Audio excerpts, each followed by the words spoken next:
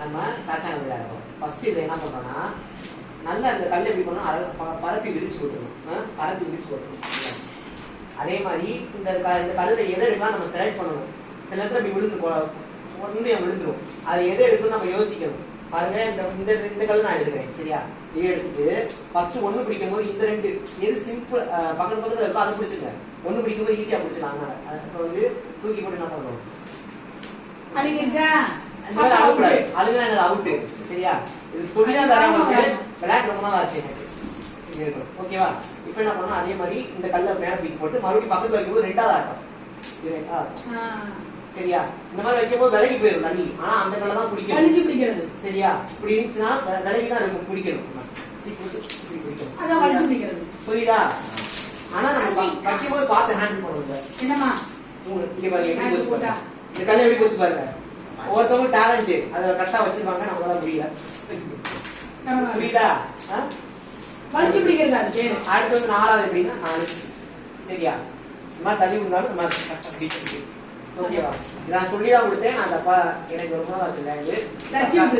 அக்கா விளையாண்டு அது வந்து 4 எப்படி விளையாடுறோம்ல. 5வது விளையாண்டு. 5வது இப்படி, 6வது இப்படி இங்க பாருங்க. தட்டி பிடிச்சாலும் சரி, சொக்கி பிடிச்சாலும் சரி. 6 வந்து இப்படி கவனமா விளையாடுங்க. இதுல ஸ்போர்ட்டிவா எடுத்துக்கோங்க. இதுல வந்து சாதாரண யாரும் சீரியஸா இருக்க கூடாது. ஒரு நிமிஷம் கவனிங்க. சரியா? இது வந்து சாதாரண பிடிக்கலாம். இப்படி பிடிக்கலாம். சாதாரணமா இப்படி இருந்து இப்படி பிடிக்கலாம்.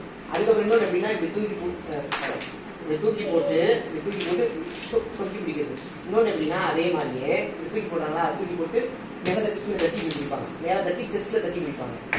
அதான் தட்டி பிடிக்கிறது. அது ஃபாஸ்டா இது சில பேருக்கு வராது. நெஞ்சில அப்படி தட்டி வராது. இப்படி தட்டி பிடிச்சிருவாங்க. நம்ம அதான் தட்டி பிடிக்கிறது. நான் சொல்றது தட்டி பிடிக்கிறது, சொக்கி பிடிக்கிறது. அது மட்டும் எதுக்காகனா நம்மளோட கான்சென்ட்ரேஷன் பவர், அந்த கான்சென்ட்ரேஷன் பவர் அதிகரிக்குது. எங்கனக்குள்ள வைக்கிறான் ஒரு வியூவர்ஸ் சொல்லுவாங்க தெரியுமா? ரோட்ல போகும்போது பாத்தீங்களா, அவன் என்ன ஸ்பீட்ல வருவான்னு தெரியாது, நம்ம என்ன ஸ்பீட்ல போயிட்டு இருக்கோம்னு தெரியாது. ஆனா வந்து என்ன பண்ணுவோம், கரெக்டா வந்து நம்ம போயிடுவோம். ஒரு குறிப்பிட்ட ஸ்பீட்ல வந்து அந்த 3 வந்து கால்குலேட் பண்ணுவோம். அந்த 3 தான் நம்ம செய்யும்.